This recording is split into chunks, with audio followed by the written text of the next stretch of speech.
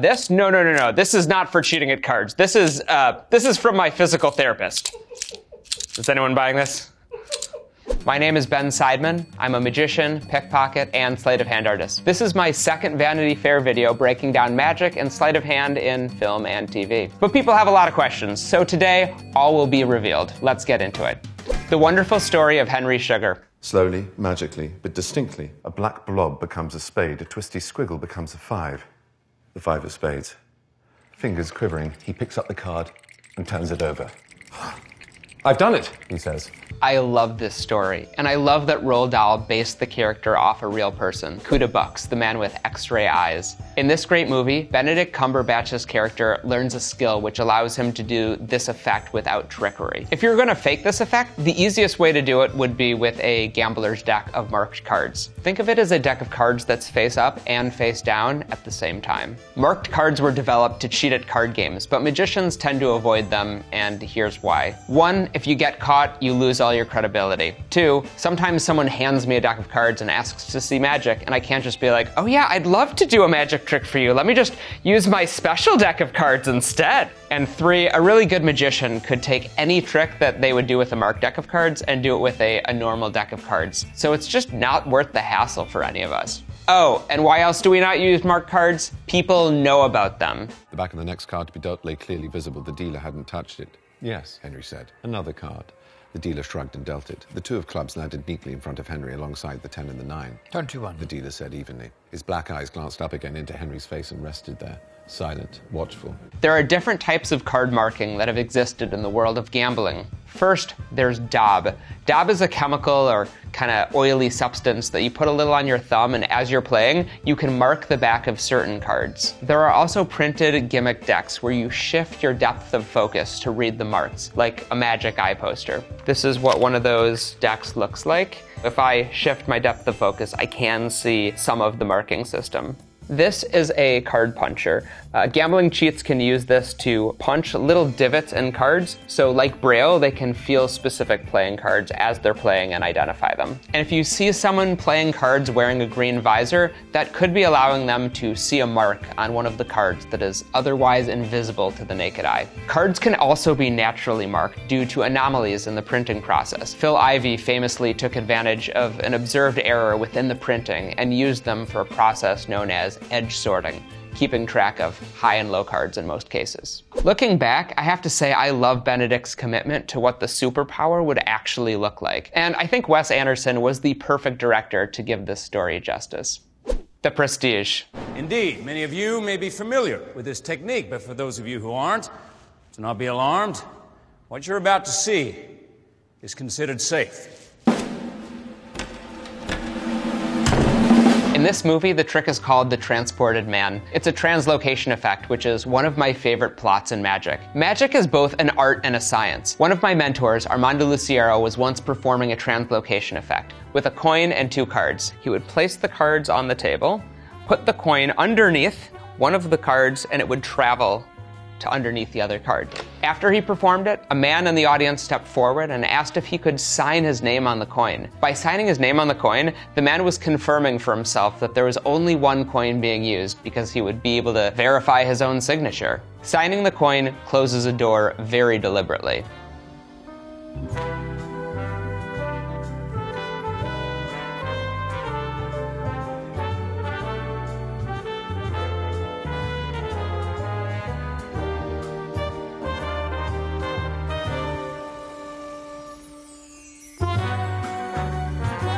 Now, as far as I'm concerned, that's pretty close to a perfect miracle. But the man who had signed his name on the coin said, oh, now I know how it doesn't work. For that man, proving that there was only one coin being used was the tipping point, and the feeling of wonder had decreased instead of increased. As always, kudos to Christopher Nolan and deceptive practices. The magic in this film is top-notch. Shade.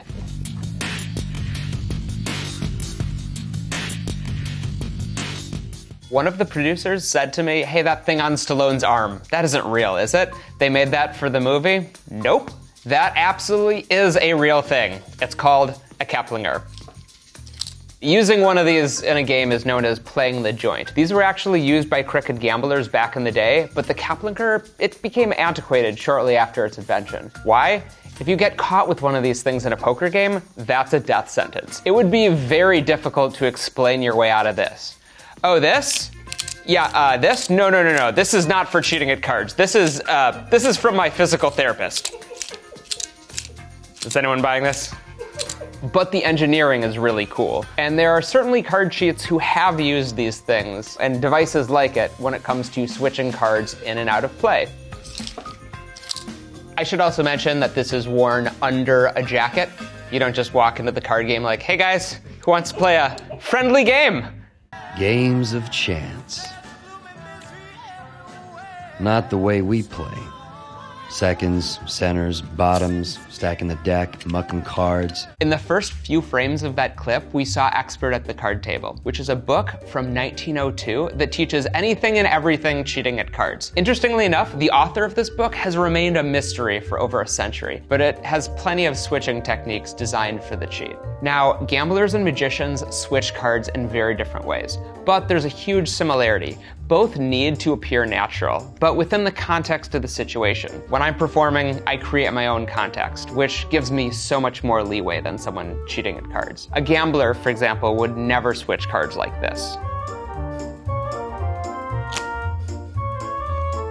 No, if you want to risk your life cheating at cards, you would need a method that fits within the natural movements of gameplay.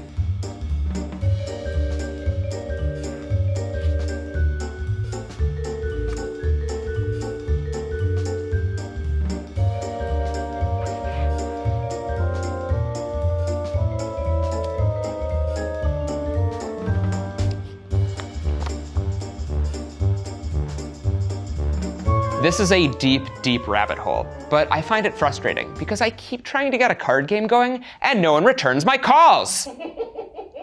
Focus.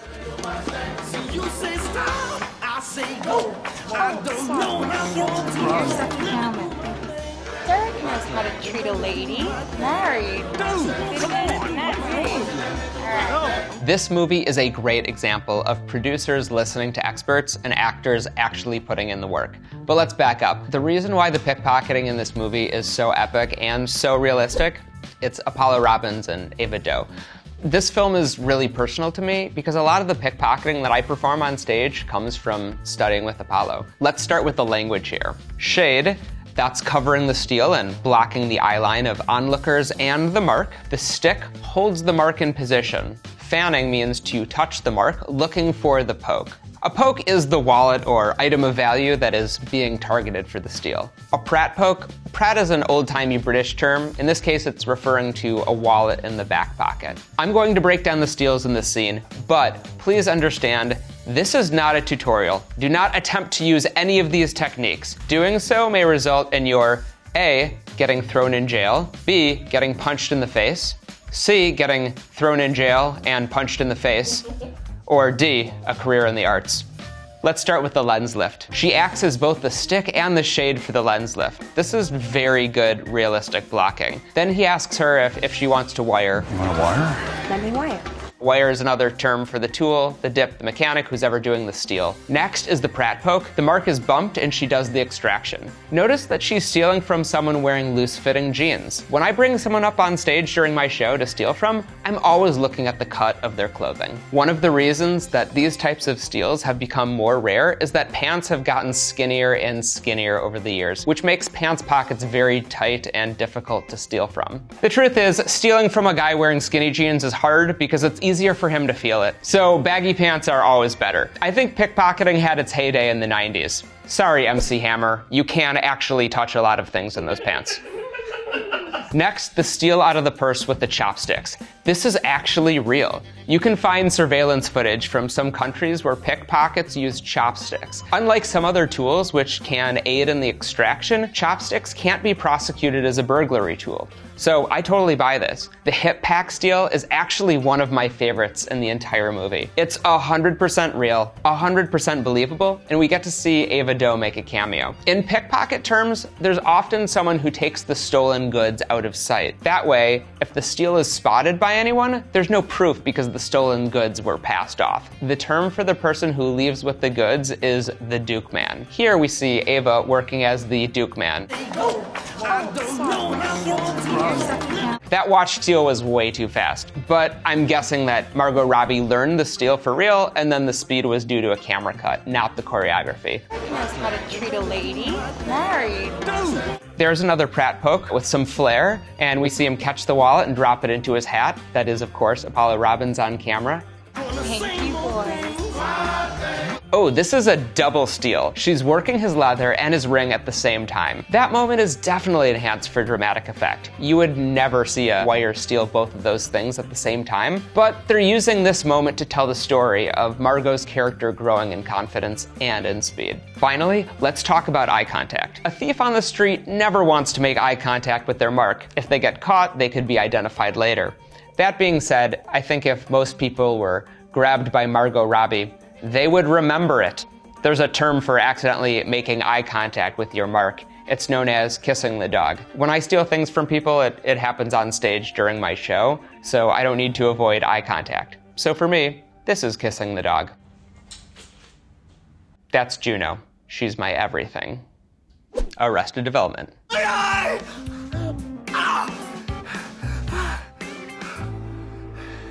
Enjoy the Hanukkah cookie, man. Arrested is one of my all-time favorite shows, but any magic we see is intentionally the worst version of that trick. Could Ben Stiller have learned to do something that was truly impossible? Of course he could have. He's super talented. But it's not the right choice for the character. Pulling something out of your eye badly definitely is the funny choice. If I was gonna pull a Hanukkah cookie out of my eye, it might look something like this.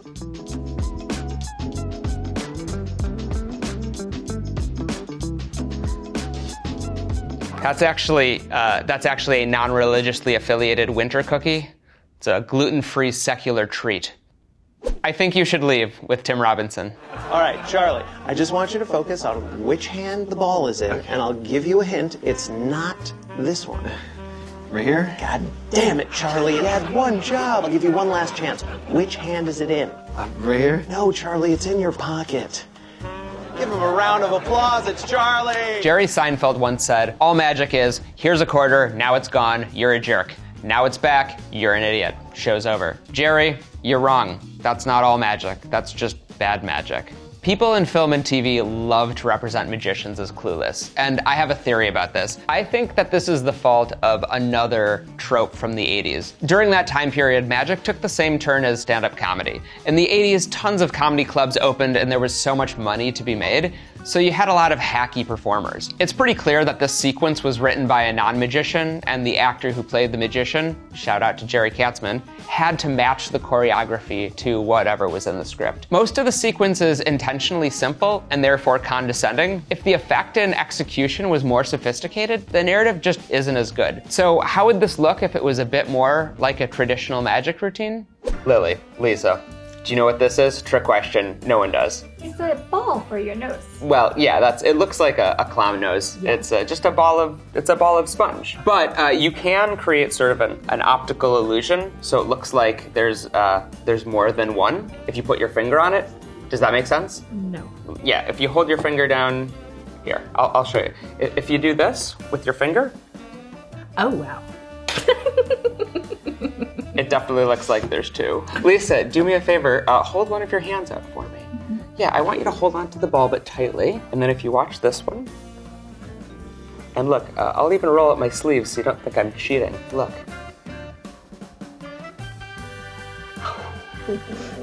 Okay. And the crowd goes wild.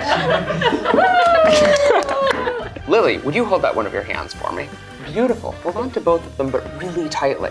Like really tightly. Put your other hand on top. Beautiful. Okay, turn your hand over and open them. That's the desired response, is right there.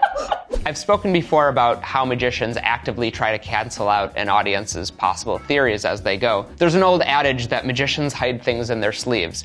So often we roll up our sleeves to disprove that. I think it's fine performing sponge ball magic in long sleeves because the audience realizes that an object like this would get caught going up the sleeve. So there are many other methods that have been devised to do a vanish. Besides, magicians don't really use their sleeves. That's a bit of a myth. Another misnomer, the hand is quicker than the eye. It's almost never speed, unless the magician is on speed. I did say that this character was inspired by the 80s. God damn it, Charlie. The notion that it's up his sleeve, the hand is quicker than the eye, I think these bits of misinformation were created by magicians who wanted to steer your thinking away from how the trick actually worked. The hand is quicker than the eye was always a straw man, just waiting to be torn down. Because now I can move slowly and fool you on a deeper level. It's just like that sign, beware of pickpockets. When you see that sign, you pat yourself down, and the pickpocket who hung up that sign sees where you put your valuables. These ideas were printed, posted, and repeated by people who want you to believe something that is completely false. It's all part of the deception. As far as I'm concerned, more magic on screen, the more magic we see, the better. I hope this video gave you a deeper look at the world of mystery that I get to live in every day. Thank you for watching.